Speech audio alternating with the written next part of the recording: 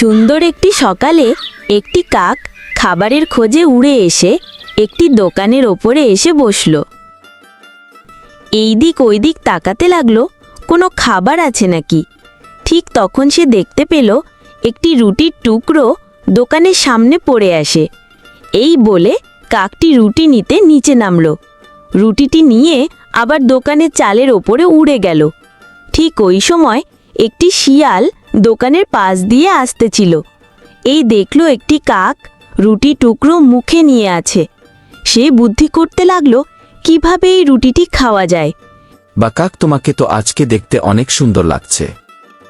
মনে হচ্ছে সুন্দর একটি কোকিল পাখি বসে আছে। আমি তো বুঝতেই পারিনি এটা তুমি।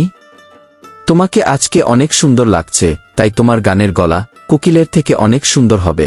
আমার জন্য একটা গান গাইবে তুমি? এই শুনে বোকা কাকটি নিজেকে কোকিল ভাবতে লাগলো। তাই সে শিয়ালের কথা মতো যেই না গান গাইতে গেল, অমনি তার মুখ থেকে রুটি টুকরোটি নিচে পড়ে গেল। তখনই চালাক শিয়াল এক লাফিয়ে রুটি নিজের করে নিয়ে খেতে শুরু করল।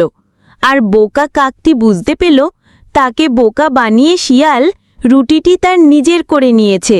তাই সে মন খারাপ করে বসে থাকল। এখানে কি শিখতে পেলাম বন্ধুরা? কেউ যদি মিথ্যা প্রশংসা করে তাহলে তার কথায় কান দিতে নেই।